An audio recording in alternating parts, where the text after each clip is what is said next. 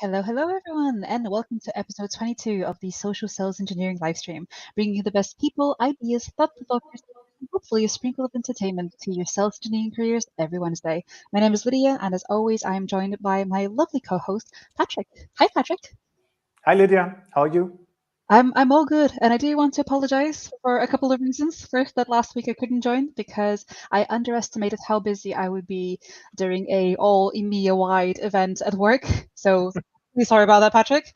And second, if it's okay with you, I do want to highlight your very humble post that you shared on LinkedIn recently about taking down your book, which just again to say it in front of everyone. First of all, please go check it out because it's very well written post and it discusses a lot of the ideas of how to sort of like push away your ego and look towards the community that you're actually sharing with.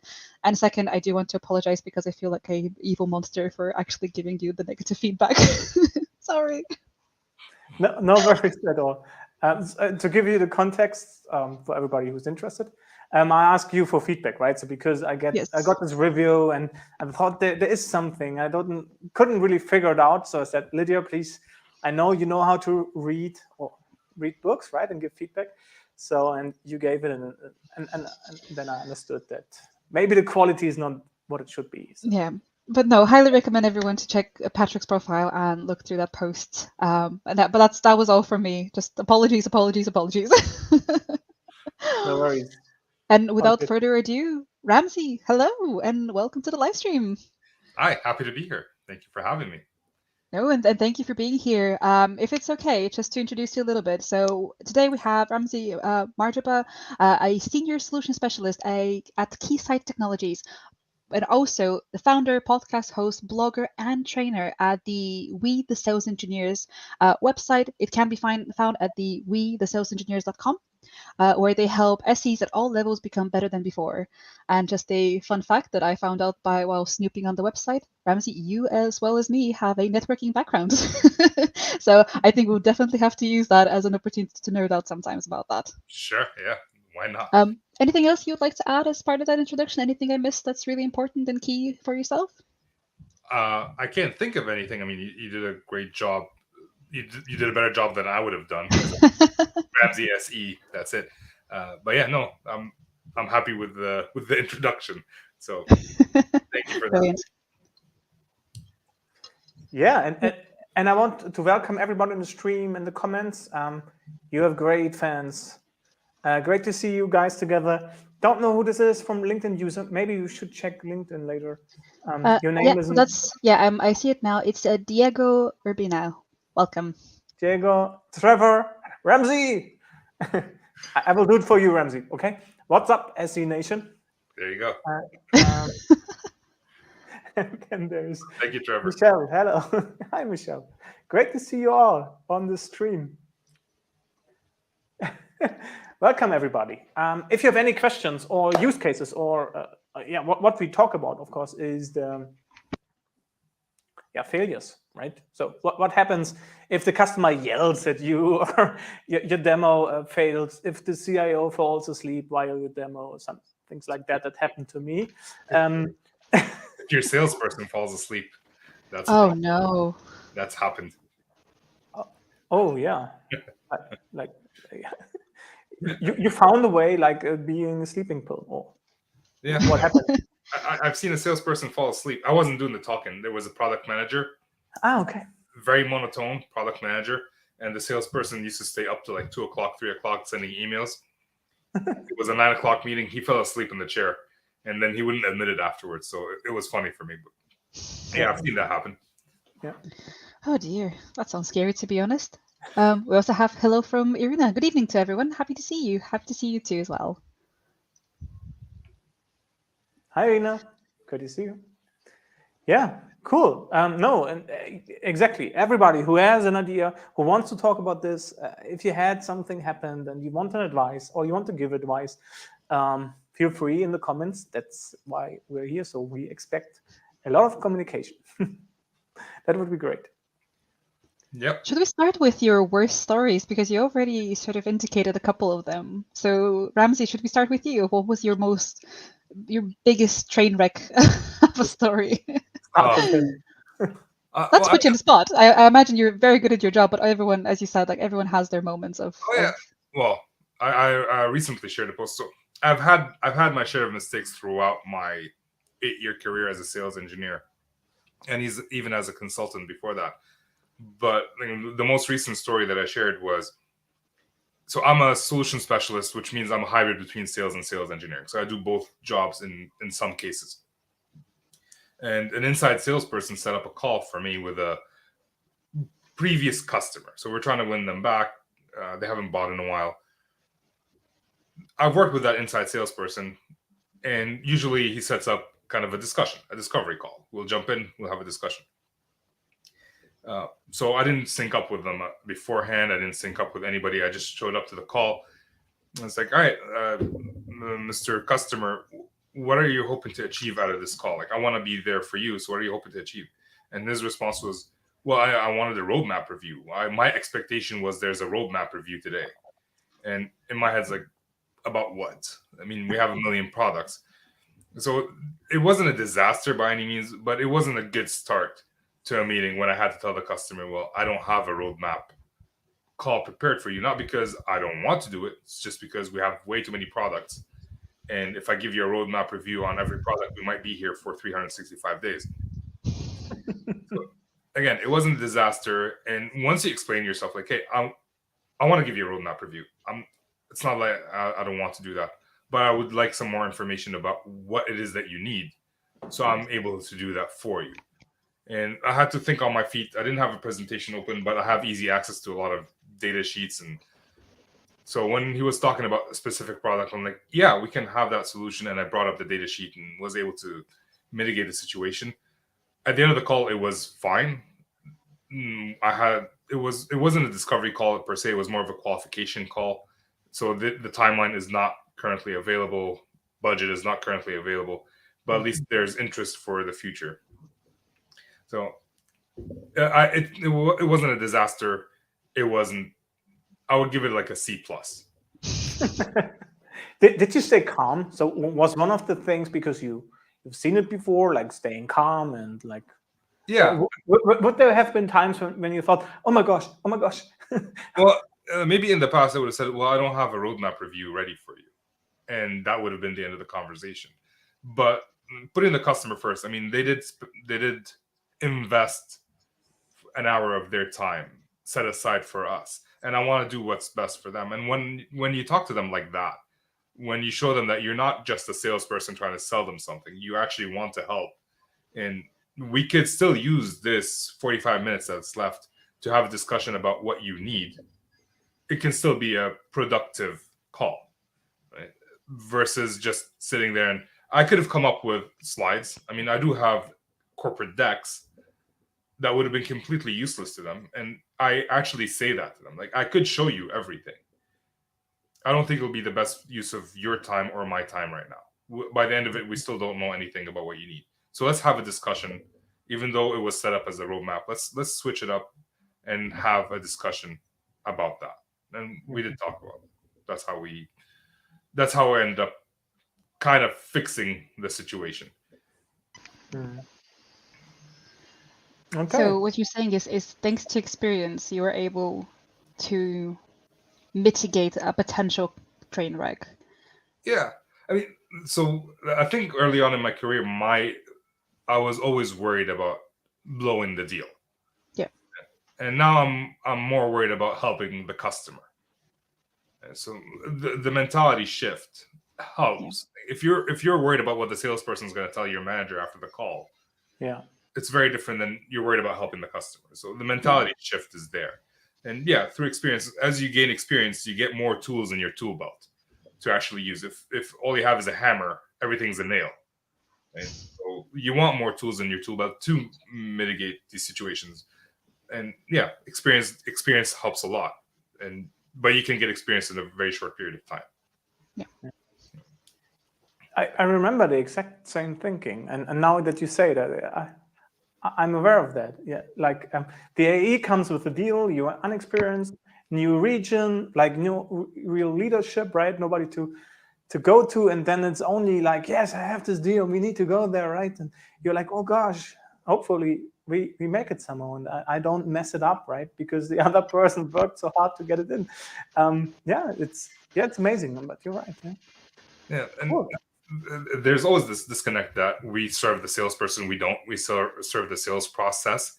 And if we serve the sales process, that's something that someone said on my podcast, so it's not my idea.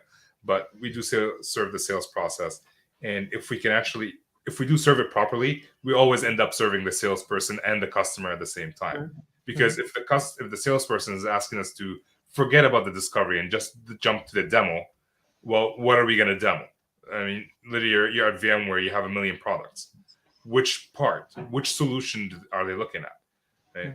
So, and we're not like, unless it's a transactional deal where there's a software that does one thing, sure, I can demo it on the first time, but I need to be part of the discovery. The sales process requires me to be part of the discovery.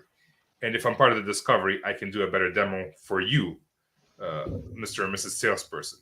And if I can do a better demo for you, I can help you negotiate the deal better and make more money in the end. And if the salesperson is the cause of the stress, and you have to sell them on that idea that if you let me do my job the way I should do my job, your job is going to be much easier. Yeah. And you're saying that as a way to sort of mitigate those potential, disaster situations of a meeting, right? You don't walk into, as in your story, you don't walk into and they're expecting a roadmap yet. Yeah. You go in with a completely different expectation. It's all about syncing those expectations ahead of time. I mean, but that was my fault. That was my fault. It wasn't the inside salesperson. I never reached out to them and say like, hey, what are their expectations? I just showed up in my mind thinking that, oh, it's like every other meeting that this person has set up for me. Maybe this meeting, he had to set it up as a roadmap review so he can get them to say yes, right? And in that case, great, I'll have a roadmap ready. But when I show up to the meetings, like I will say, I know you had a roadmap review in mind, but we have so many products and I want this to be better for you. Versus like, we're expecting a roadmap. Why aren't you giving us a roadmap? Right? It's just a different way of entering the call. And you can always take ownership of whatever meeting. If you're jumping into a roadmap meeting, if you're going into a meeting as a sales engineer and you don't know what it's about, that's your fault, not your salesperson's fault. You never asked them. So take ownership of your side of the deal and go get that information. Yeah, perfect. This reduces actually making mistakes, right? At least in the communication and expectation phase. But what happens when something goes awfully wrong? How do you recover from the crucial demo, right? You prepared, it's custom, but the environment it runs on, is not available. Maybe in the room you're in, you need to switch room or whatever. You have only Wi-Fi, it doesn't work. Only your phone, no data. I don't know, right? What do you do in those situations? Well, yeah, I mean, there's a lot of things you can do before you get there, right? If you're going to be, we always take for granted that wherever we go, there's going to be internet. And at least before COVID, since when we were still going to customer sites, I know that not every customer site has internet or has very slow internet. Yeah. So like if you could, and I mean, I think demonstrating to win, Bob Reifstall does say like, go a day ahead of time, check out the meeting room, try to connect to the internet, try to connect to your product. So you can do things in advance. I mean, the biggest problems I've seen, the biggest disasters I've seen as a sales engineer come either from lack of preparation or lack of communication. So the lack of preparation is trying to understand like, hey, all right, let me sync up with my salesperson and understand what the customer is looking for. Let me be part of the demo. Let me. All right, if we're gonna do a demo and it's gonna be on site, let me go check out the site if I can. If I can't, you heard the military always says 2 is 1 and 1 is none. So you always have to have a backup. So if you can't connect to the internet, can you hotspot? If you can't hotspot, can you run something locally on your machine? Right? These are all things that we have to be prepared for in case something bad happens. Yeah. So, and that's all part of the preparation. And then one thing that people don't prepare for is when something craps out in the middle of the demo. Like I'm showing my GUI and it crashes.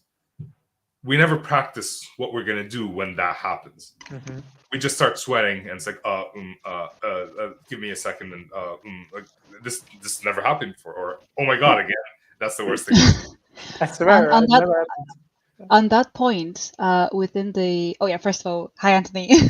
Hey, Anthony, good to see you too. You get a lot of love today, Ramzi. Suck it in. I appreciate that. It makes me feel special. Yeah, You are You are. special.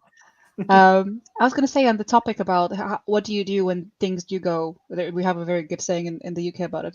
Can I swear, Patrick? When things go tits up, what do you actually do in that situations? And in the 6 Habits of Highly Effective Sales Engineers, there is an entire section around like sort of pre-built phrases to use, and especially for newbies, that is so good to sort of have it at the back of your mind. But as you said, like never blame the product. Like say like, oh, I must have done something. Like, oh, I must even if it is the product, completely messing up. It doesn't matter. That's not your place to actually show it like that. We're supposed to show it in its best light possible. So yeah, if anyone is looking for those sort of tips and tricks on what are the actual phrases to use, there is a whole chapter in the 6 Habits of Highly Effective Sales Engineers around that. Just wanted to put that out there. And so one thing I like to do when I train or help SEs prepare for demos is to practice when things go wrong, or practice when a VP comes in and a VP leaves. What do we do? But we don't practice it enough. Like we always practice in best case scenarios. Like everything's going well, we're showing this, whatever. That's the most boring stuff in the world. It's where SEs shine is when things go badly and how they can recover. And working again with the account manager as well. Like when I've been in demos where my account manager is sitting somewhere in the room, whether it's in the front or the back, doesn't matter, and he's working on his emails. Right? He's not engaged in anything in there. And if something goes wrong, I want first off, if you're in a demo, be present. Whether you're the SE salesperson, if someone else is doing the demo, whoever it is, be present, because you need to be able to observe body language while whoever's presenting is presenting, because they're busy presenting. They're trying to be in different places, like looking at this person, seeing their body language. But a salesperson can actually help in that sense that this person is getting bored and he's important for us, or she's important for us.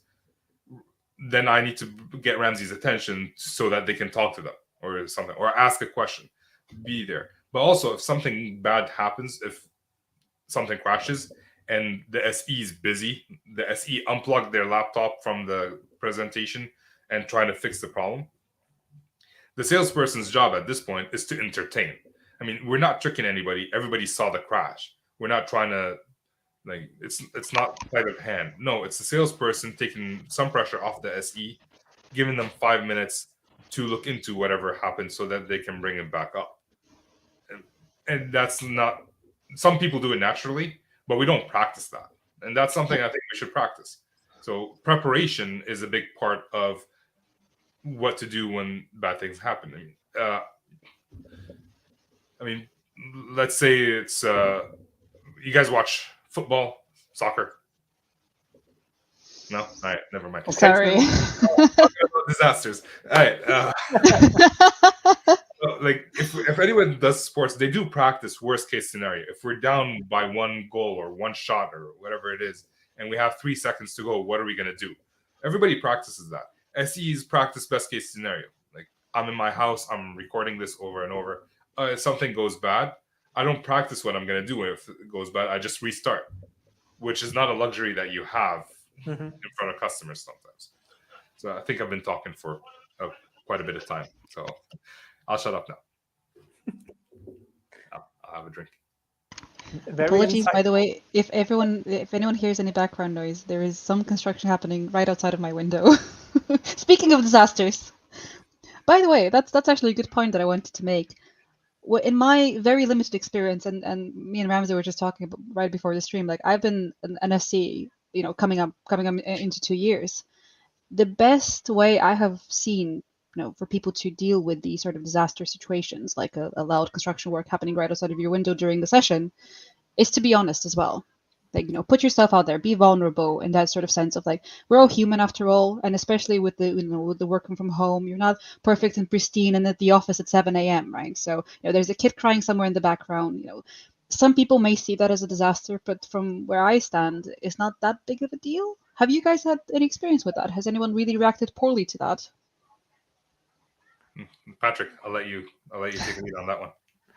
I immediately think of the boardroom, right? So if it's a discovery where you speak with people, right, that will use your tool, whatever, I think that this is all acceptable on a working level because you're all kind of workers, right? But when I think of the boardroom and I don't know the final pitch to something, right? What we've worked on for half a year, then it gets tricky, I think. So it needs to be flawless, yeah, and then you need the right way to react. I think it's not okay to say sorry or so. Just because the sorry seems to make you, there's no need for sorry, but mitigate the situation, right? I don't say sorry. I never say sorry. If there's like construction work going on behind my desk, I will actually make a joke about it. Right? We're human. Like if my kid walks into the room, I'll introduce them to people on the call, and it's like, hey, they just decided to go up, I guess. Whoopsies. All right, get up. Right. So I use these moments as moments to build relationship. You're showing a little bit of yourself. Right? Like, oh man, to connect with people, yeah. Yeah, I mean, these are opportunities. I mean, every time something goes bad is an opportunity to actually build something with the customer. Like we're in the trenches together and we're fixing it, or so I don't apologize. I don't remember apologizing. It's very un-Canadian of me, I guess, but I try not to apologize. I try to use it to my advantage in one way, shape, or form. And I've never had a flawless demo or a flawless presentation. I've always had something go not wrong, but awkward. And I try to use it as a joke, right? I've had, in my consulting days, I worked for Alcatel-Lucent, and I went to a customer site. They had bought already our equipment. The higher-ups had bought our equipment, and I need to go implement it and design the network for them. And they hated me when I showed up because right? They wanted my competitor. So, and there's nothing I could do about it except every time they made a joke on my expense, I would make a joke on their expense. And that's how we built a relationship. We got to the point where I'm the only guy they wanted to work with. They made other people cry on my team. They literally made grown men cry. So, yeah, I mean, you can use almost anything to build a relationship, I mean, to some extent. Yeah. But it helps, for example, to have stories in your mind. So when something breaks in the boardroom, right, have a story that happened maybe to a colleague, right? So you can build on that. While you fix it, you just say something, yeah? That helps people relate to what's going on, because sometimes they don't understand. It's all in your mind, right? That's something you realize when you do public speaking and stuff, right? So you have in your mind a clear picture of how things should go, and then you miss a line or you miss something you wanted to say. Nobody cares or realizes except you, right? So it's always a fight a bit against you, right? I saw this one public speaker. His name is Pat Flynn. He was doing a presentation about something. I can't remember what it was, and he had migrated his presentation off his Mac and put it on to somebody else's PC. And the whole presentation was like, it was messed up. He didn't notice that until halfway through the presentation. And his response was, he looked at the people, like at the audience, saying like, why didn't you guys tell me? I've been talking for half an hour about this, right? And now it became a joke and everybody was laughing and everybody was worried about talking to him, but he could have been pissed off about it. And as soon as he let his emotions win in that scenario, it wouldn't have ended up being as good of a presentation. But because he had that error and the way he dealt with it, the presentation was 10 times better. So the way I see it is every time something breaks is an opportunity for an SE to shine. We don't want to break things on purpose. I just wanted to ask if this is a strategy to be remembered. Like, I've had typos in my presentation on purpose just to point them out and make a joke about it. Right? I've had these little things, but I don't try Yeah. to break something and fix it in 5 minutes in the middle of in the middle of a presentation or a demo or anything like that. So there's different levels. Yeah. Question from me on the, especially as a new SE coming into a role, like this is, you guys are saying, what pretty much you guys are saying is be confident in yourself, right? Like just take it in strides, make a joke about it, be a lot more, maybe not confrontational, but exactly like communicative in that sort of sense. What I've seen, not in myself, but I think I'm one of the few ones, but in a lot of new SEs, they sort of freeze up. Is there a way that you can learn the skill in a safer environment rather than just doing it? Well, that's what we talk about, practice. To practice, yeah. Practice it at home. Practice it at home. Practice it with your account manager. Practice it with your colleagues who are going to give you a hard time if it happens, right? And So a role-playing sort of situation. yeah, it won't be the same thing as in front of the customer, but at least you'd have a plan of what you're going to do if this goes wrong. And you might deviate from the plan, but you also stick to the plan as much as possible in that current situation. And you can never mitigate every risk factor, right? Risk is there. Yeah. So you can either try to mitigate every factor and fail, or prepare for failure and succeed. Right?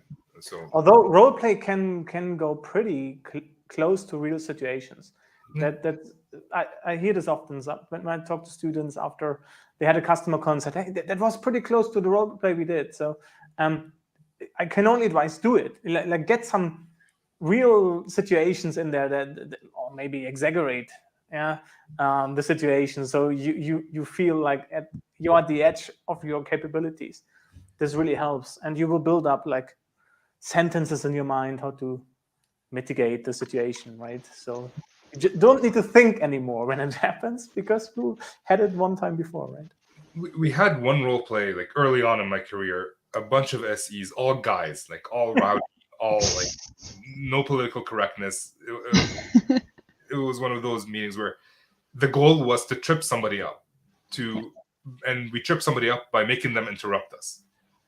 Right? The goal was we wanted to practice not interrupting somebody else. Mm-hmm. So when the person presenting or talking, asking questions, and they're being asked something, they were trying to make it as long as possible to force someone to interrupt them. And as soon as someone interrupted them, it's like, everybody started yelling, swearing, and laughing at the person who did the interruptions. Like, hey, you lost that game. So it could be gamified. Like, it could be fun. Practice doesn't always have to be like boring or whatever. The big problem is, where are you going to find the time to do it as a team or as an individual? And that's something you might have to work out with your management team, with your salesperson. Again, sell it to them. Like, hey, if you want me to be good in front of customers, I'm going to have to practice doing this, or show up, help me practice, right? Help me do the dry run or the whatever it is that you want us to succeed at. So, yeah. Quick call out to the people on the call. If you have seen something, like, let us know in the comments, right? We want to know what's happening out there, and maybe you have an advice to let us know. Whatever helps. Right? There's one point. Speaking, I don't know. I don't remember exactly with whom, but we spoke about interviewing sales engineers, and there seems to be a tactic sometimes that, by purpose, right? So the interviewee prepared a demo or presentation. By purpose, the gear in the room doesn't work. So you are going to an interview and the TV monitor is off, right? So what would you do, Ramzi, if you have this situation? You're nervous because it's for a new job, right? You're actually interviewing.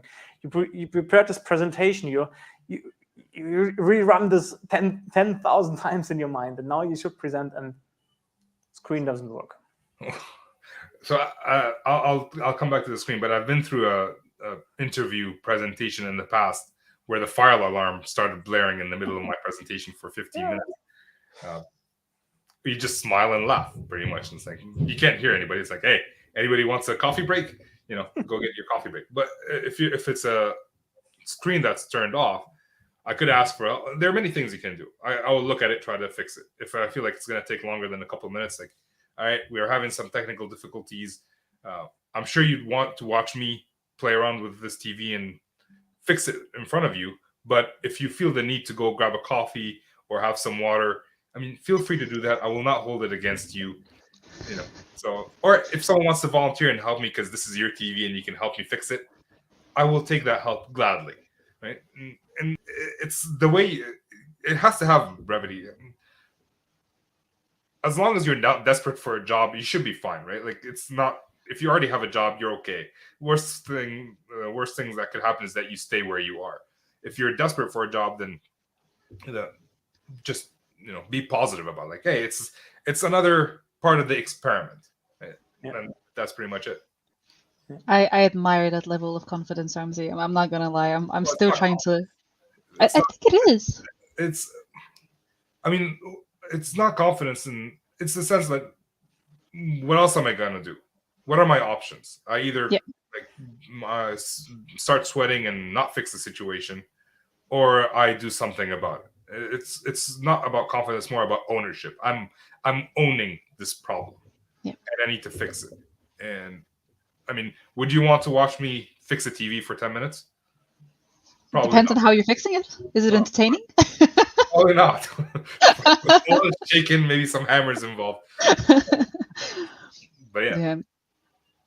We can agree to disagree on that one, but I think there is a certain level of confidence that is required there. But I think what Ronke is saying actually sort of highlights a good approach to that. Also, hi Ronke, long time no speak. I think the best tactic is always to remember that all the people in the meeting are humans and have had difficult situations in their life as well.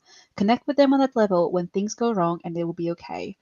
And I think that's especially true when you're talking to other technical people. I've discovered like every single one has had something just break in their hands, right? That's always that's a universal experience. One thing I like to say is, this never happens during a demo. Oh yeah, everybody's seen a demo and it always happens. But yeah, I agree. People are it doesn't matter who's in the room. I mean, some of them might be jerks, but the majority of people are nice people, and they don't want. I've had customers early on in my career do their best to make me feel comfortable. They see me nervous.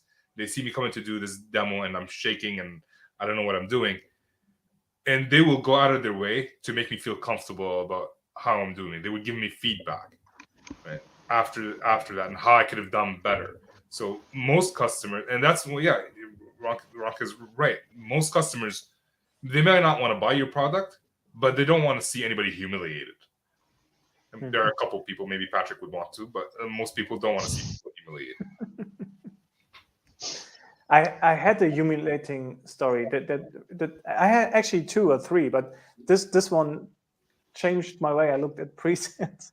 It's a very short one. It involves the CIO of a very big company, and I supported the Netherlands, which I did sometimes when I worked in EMEA. So and we went to this company. And we needed to prepare a custom demo involving SAP and stuff. And SAP ran only on a server in actually South America, right? So we had a team there that woke up early so they could watch if the server was on, right? I requested this. I said, please, if this thing is down, I have a real problem because I will do live demo with live coding on this SAP system.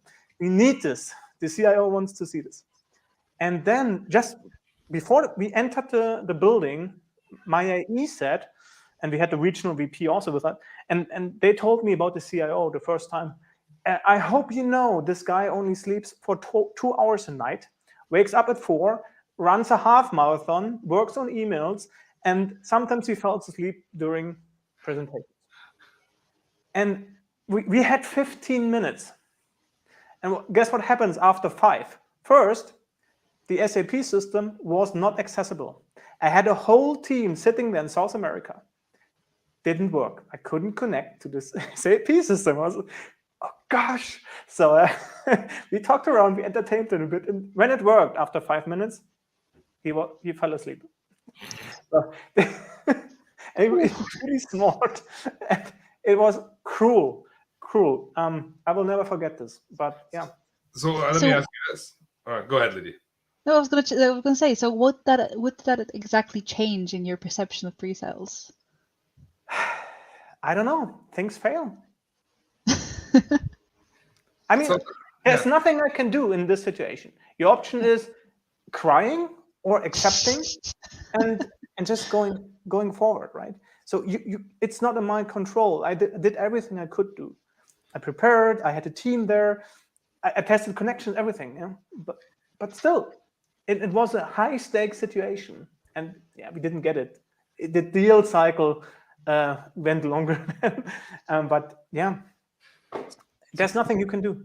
One thing I do for that right now, when there's multiple systems and if one craps out, I would actually record the demo. I would have a recording of the demo, and I wouldn't use it unless something bad like that happened, right? Where I'd walk people through. I mean, it's not perfect, but this is what you can see. I'm happy to show it to you live, whatever. But but yeah, that's a more recent thing. And yeah, crying does work sometimes, according to Yes, let's address the comments from. Yeah, let's address the comments from Trevor then. So Trevor, a tactic I've used for improving your performance and customer calls is building a strong feedback loop with your sales reps. If honest feedback flows in both directions, SE to rep and rep to SE, you can both improve very quickly. Have to kill some ego and filter out some bad advice, but it goes a long way. And yes, crying works sometimes. for the first comment about the feedback loop, I've noticed that unless I tell the salesperson I'm going to ask them for feedback after the call, before the call, the feedback is always no. Yeah. Right? So we kind of have to be also like proactive about that and let people know, like, all right, after the call, I'm going to ask you for feedback. If you want feedback from me, I'm happy to provide it as well. But I want feedback from you on how I could have supported you better, whatever terminology you want to use. Yeah, 100%. Yeah, I like that. Yeah, that's great. Absolutely. So, Lydia, I want your fail. Do you have a big fail? How did you handle it? I want to knock on wood. I still haven't had a massive, melting fail yet. I've had a lot of micro fails, but I think that from where I stand, that's part of the process, right? A lot of the conversations I've had with customers have started with, I think I know my stuff, but I've never actually presented in front of a customer. I've had some feedback from my colleagues. I've had some feedback from my AE and everything, but it's not the same, right? You never go to the same lengths. At least I don't, unfortunately. And maybe that's on me to fix with the people that I trust around me. It's only when I actually stand in front of the customer is when it's serious. It's only then when it's real. I've had a couple of demos fail on me, but similar to Ramzi, I didn't take videos. I've still recently started taking videos. I did screenshots, so I can talk from the screenshots. So those were situations I've managed to avoid. But it is usually around me not having that confidence of saying, of just mitigating an awkward question or an awkward comment from people that I'm talking to, or the silence. That for me is the biggest. If I'm expecting a interactive session and I'm a lot of my content is around having it interactive and asking a lot of questions and I'm getting yes, no, or silence, which is the worst. Those I think have been the biggest fails, whereas like I walk in super full of energy, super bubbly. It's like, we're gonna have a chat and we're gonna have a conversation, and it's just crickets. Well, so yeah, there's a lot of things. I mean, when the answers are yes or no, you're probably asking yes or no questions. Absolutely. Yeah. No, absolutely on me, right? We're talking about ownership, definitely on me. Yeah, so the question is, how can you change that yes or no question to a full-length question? And one thing I've learned is to tell someone, I'm going to be asking you about this after we're done this specific part. Like, Patrick, I'm going to show you this right now. You mentioned you were interested in that last week. I'd love to hear your thoughts about it after we're done. Right? So that's helped in that case. But silence isn't bad. I mean, I've used silence to get more information. If you refuse to talk, and with the knowledge of your account manager, because they're going to end up filling the silence if they don't know. But if you stay silent for a period of time, and if you're uncomfortable, they're uncomfortable, and someone's going to talk. Someone's going to say something. So, Weaponized silence, I like that. yeah. Silence is used in negotiation all the time. Right? Yeah. So you say whatever you want to say, and then you shut up and wait for the other person to actually say something back. But yeah. And worst comes to worst, you can cry, according to Trevor. Lydia, what do you do? I'm using, what for do you do when somebody in the meeting is really getting mean? So things like asking your AE, when does the real expert join, actually, right? Or is really getting in an offensive. Yeah. How do you handle the situation? It didn't happen to you, what I heard so far. So maybe it's Yeah, time no, to not do some yet. practice with Yeah. Ramzi. Yeah, no, it hasn't happened yet in my SE role. I definitely had it in my previous role as a network engineer, of having that sort of, I want a real engineer on the call. It's like, oh. The way I dealt with that specific situation was around saying, look, like sort of like being very direct about it. It's like, look, listen, I'm the best you're going to get right now. This is what I can help you with. This is your problem. We can either do it with me, and this is the resolution you're going to get, or you can wait for one of my colleagues to be available if I, as a person, am the problem. And I've discovered that was the best way to sort of resolve those situations, because if someone is a jerk, there's two options. Either they are indeed malicious, and when you call them out in that way, and especially if it's not just you and this other individual, they need to now defend themselves in front of this group of people. Or if they aren't malicious, which most of the time, as we were talking earlier, like they tend to be nice. They are not malicious on purpose. That's the point where they sort of recognize that they might be doing something fairly malicious, and they back off and sort of reevaluate what they've said or how did they say it. So again, haven't had it as part of my pre-sales role yet, but I think if that does happen to me, that would be, again, my approach, or seeking counsel from the people around me and seeing how they react. It will be very reactive, which, as we were talking about, practice might not be the best way forward. I might have to sort of role play it out and get someone to be a jerk to me. Yeah, that's never happened to me, but the initial thought that I have is sharing stories. Like, yeah, I might not be whatever you think I am, but I've helped this amount of customers with this amount of stuff, and I'm happy to help you with that. If you're not happy with me, I mean, we can try to find somebody else to help you. We want you to be comfortable, but I am confident in my abilities to help you, and I'm happy to prove it to you. I haven't had the opportunity to say that, but luckily, and I hope I never will. But that's my thought process behind it. I've had customers. Go ahead. No, I was just, I thought, apologies, I thought you finished. No, I did finish. I was running into another story, but yeah. I was going to ask Patrick. I was going to ask Patrick about his, if he had anyone being, other than falling asleep, obviously, in the meeting. Yeah, that was my second one. Very early in my career, where I didn't know how to react. So this person, I don't know, had really deep insight into his domain and was asking me questions. Although we had discovery calls, and he asked very deep into technical things, I couldn't answer. Right, there was no way. Right, and I asked him please to provide me a list of his questions, because then I could follow up. Right, and then he exploded. Was like, nobody dared to ask me this from a vendor. He really went went completely ballistic, right? It was a weird situation. Even my AE, who was actually very talkative, nobody said anything, because everybody was on emotions. You have no chance, right? So but I realized later I should have labeled the situation. So I should have said, like, look, I perceive you as very offensive, right? I kindly ask you to show me the same respect I show to you, right? Can we restart the conversation, or do we need a break?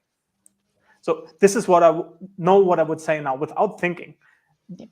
So like Ramzi said, this is, you can train this. And I trained it after the situation, because I felt like this can happen all the time. And if everybody is emotional, you can't look around. Your AE can't help you, because they won't go into this fist fight, right, in this situation. So this was a huge learning for me. Yeah, I would use this labeling technique. That's really good, actually. Thank you. You would hope that account manager will have your back as well. I mean, no way. Yes, they tried, but you need to solve this on your own. Otherwise, you lose your face, right? So the other person manages that you lose your face. You don't want this. And you don't want, and that's the mean thing, you don't want, even though you want you should resist the feeling to have the other people lose their face. So that's actually the difficult bit, because you could be offensive back, right? Or return the offense. Don't do that. Yeah. Try to get this thing calm. Can we restart the conversation, please? Show me the same respect I show you. Okay. That's a really good shout, Patrick, and a thing for me to sort of consider, because I think naturally I would be not offensive back. I wouldn't go into a fist fight with someone, but it would be I would try to defend like my face and try to like be defensive, which it doesn't help either. Because thinking through it now, it doesn't help. Yeah, I mean, we were talking earlier about apologizing. That's one area you can never apologize. But the big thing is to take a step back and take a breath. We've all been in situations, and if we don't take a step back and take a breath, it will turn into a fist fight. It escalates. Like it always like try to de-escalate a situation. Yeah, and like coming from it from their perspective, why are they saying that? What had happened to piss them off? Did they get a divorce today or something? Where That's know, the other thing. Yeah, go with sympathy, right? Always try to sympathize with the person in front. I mean, be strong about it. I mean, like, hey, it seems you're having like I don't know what's going on. I've never been talked to like that. I hope everything's okay with you. But I would appreciate it if you show me some respect, because I am here to work with you. I'm a professional, and if you don't want to work with us, that's fine. Yeah. But yeah, I haven't had. Okay, I've never had a customer yell at me. Maybe because I'm 6'2" and I can. That helps. That definitely helps. It was actually a phone call in a time where there weren't Zoom meetings, right? We were real phones and nobody saw each other. You just saw, it was a shared presentation, right? But no faces, nothing. Yeah. That old in time. We do have a customer who always emails us nasty emails, and then I call him up and he's much better on the phone. Yeah, keyboard warriors. That's the. Yeah. So. Do we want to get into the comments from let's do that. Shall we start with Andy in that case? Yes, Andy. Hi, Andy. Shall I read? I'll read. Yes. So, hi, Andy. Does anyone have a failure happen because of external circumstances, and how did you handle it? Instead of a technology failing, something else happens. In my case, I had a failure when the fire alarm went off. So these fire alarms, right at the beginning of my demo. That was a fun recovery. So definitely a shared story there. Yeah, I mean, that happened to me, and there's not much you can do other than like joke around and say like, hey, let's go outside or whatever it is, and come back afterwards and pick up where you left off. So there are some things that you just can't, like, I can't turn off the fire alarm. I wish I could, but I can't. I just wonder if there's a statistical significance in here, right? if you should prepare for the fire alarm situation, because it seems to happen very often. It looks like it, yeah. Absolutely. And Anthony again, I'm always curious, how do you toggle or juggle between various personas on the call? Different titles, different ranks, and handling each of their needs and interruptions. That's a good one. Yeah, I mean, Chris White writes about that in his book as well. So we're going to have to figure out who's important on the call and who's there just to fill seats. And we treat them differently. I mean, we respect everybody. We respect everybody equally. I don't want to show more respect to a VP versus a user. So the respect is there. It's just the VP might be there for 10 minutes, so you just focus on that for 10 minutes and let the VP go as part of the demo, and then you can talk to the rest of the team. That's how I treat everybody equally almost. Just the focus of the demo would change from one person to another. I don't know. What do you guys think about that? I think acknowledging at the start who your intended audience is might also help if you have a very diverse audience. Because I've definitely noticed that if, for example, I state, I'm going to be talking to you guys about network security, right? And I have like a various different technologists on the call, they would then from that point be able to sort of hold, like, because it usually happens in these sessions, right? Especially if they're more general webinar sessions. I think it's good to acknowledge from the start who you are going to be talking to and what is the goal that you're trying to achieve there. And from that point on, sort of take it away from there. But I think at the start you need to, as in Chris White's book, like you need to understand who is the stakeholders, right? Who is the most, and not in the sense of like who you should be respecting the most, but who is the decision maker. because you can spend an hour explaining to the technical guy, what are the nitty gritty of your product, but actually he's not the one who's going to make the deal. It's his boss that's going to be just making that decision. Yeah. So when you're doing a demo, from what in my experience, when I'm trying to show somebody, there might be like 20 people in the room, and the first slide or whatever, one of the first slides for the demo is the problem statements. These are the problem you guys mentioned last time, and this is what I want to show you. Is it still accurate? Right? And then I show them how to fix the problem. So I start with the last thing, and that's the most important thing for the VP or whoever, like the most senior person in the room. And after that's done, and they want to leave, they can leave. And now, if they want to get into the nitty gritty, they want to see how I actually came to that dashboard or whatever, we can go into it. But also, I want to clarify, like, I'm not here to provide a training. Right? So if they ask me, like, how did you configure that? And my response was, how often do you think you're going to configure that? Is it a one time you're going to set it up once and then never touch it again? Yes, then we might not need to go into that. I'm happy to sit with you like later on the side, and we can do it. But if there are other questions about the dashboard or the most important parts and how we can fix your problems, then we can focus on that. So yeah, like start with the most important part first, let people free, and then go into the details if need be.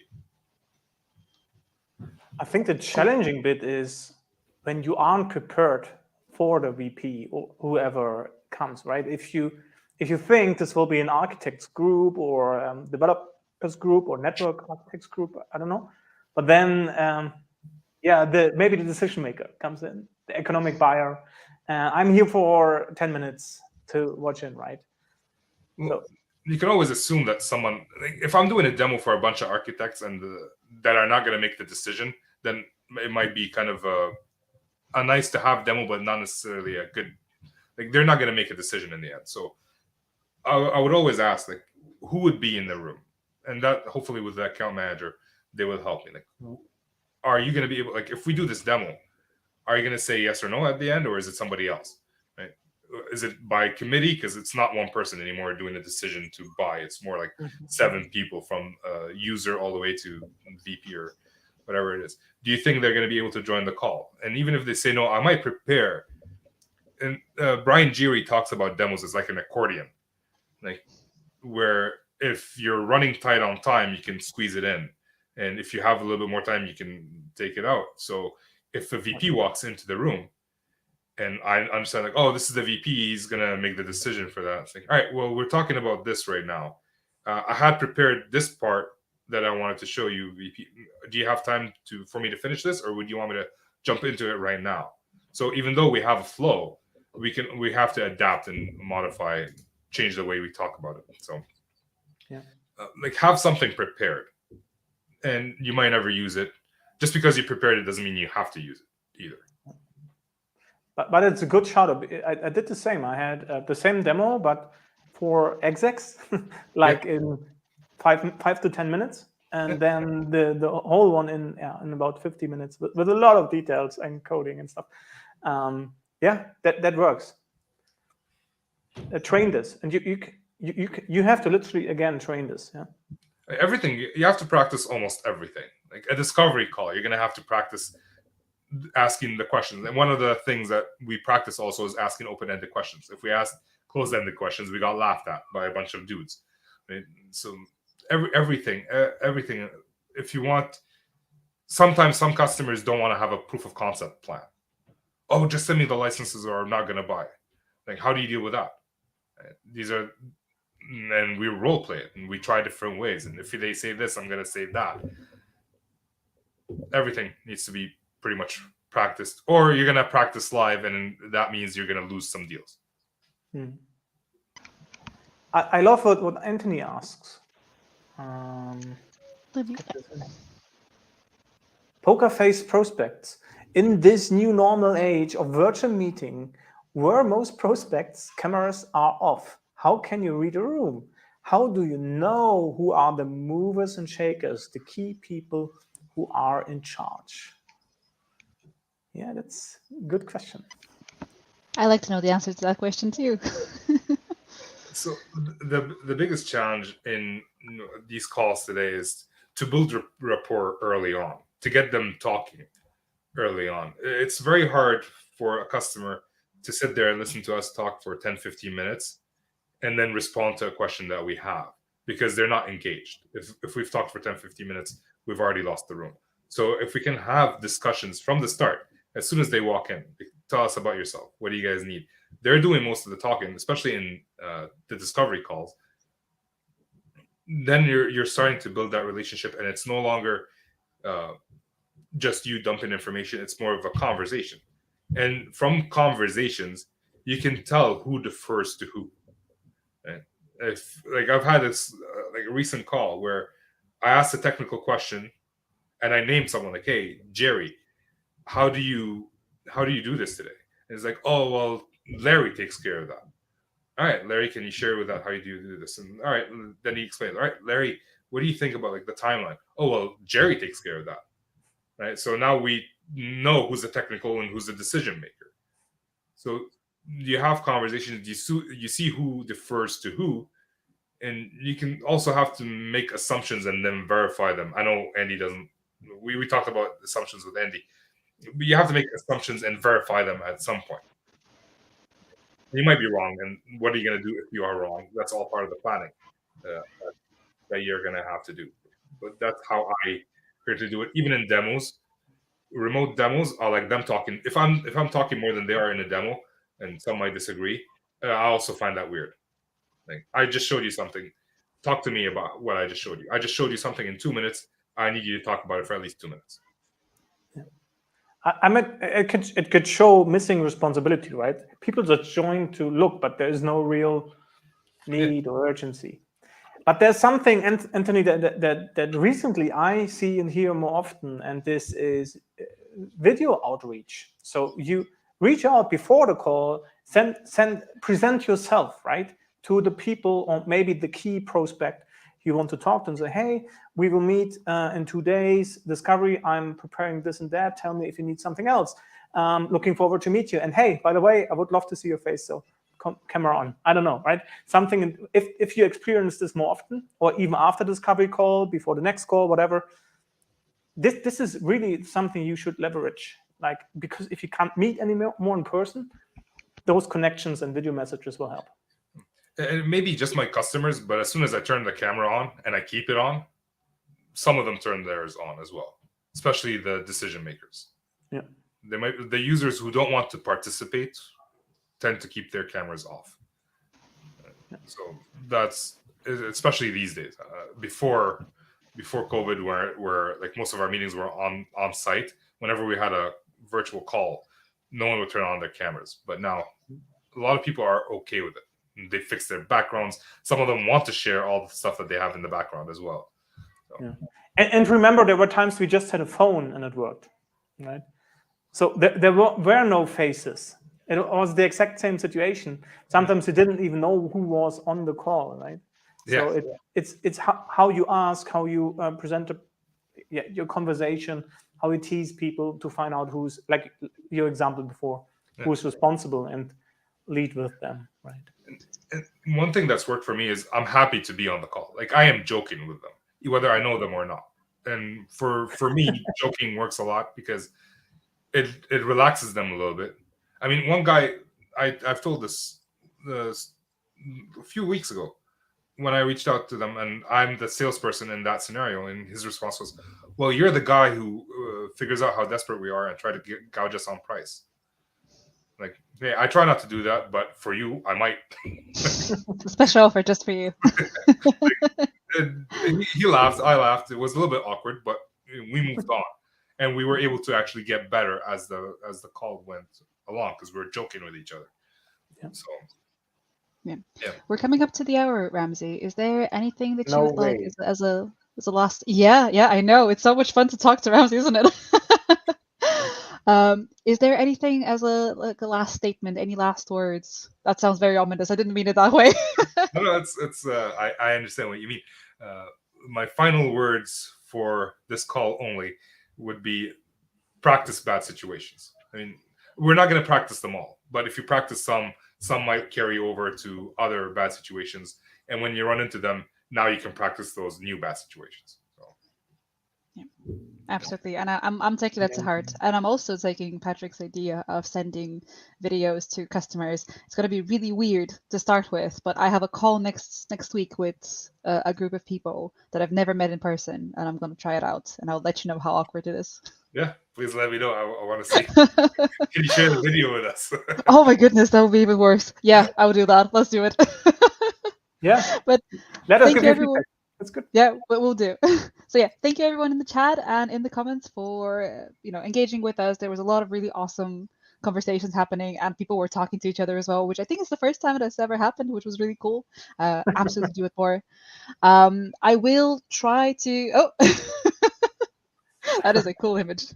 I will try to share all of our links in the comments so people can reach out to us.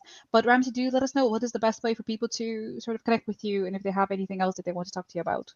I mean, LinkedIn, my website. So Yeah. LinkedIn's Ramzi Marjaba. It's not, well, depends how you find my name, if it's hard or not. And we TSSEs, you can book 15 minutes if you're looking for a quick coaching call. So check it out there. Awesome.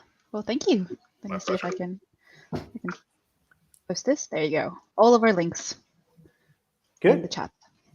Awesome. So yeah, thank you very much again. Thank you. Thank you. And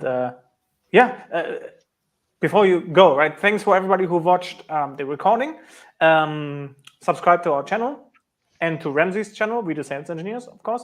So it's good to have both in your queue, right? So all the best. We see us next week. I don't know exactly what we do, but we will find out at least. We'll figure it out. Latest next week. Good. We are out. Over and out. Bye-bye.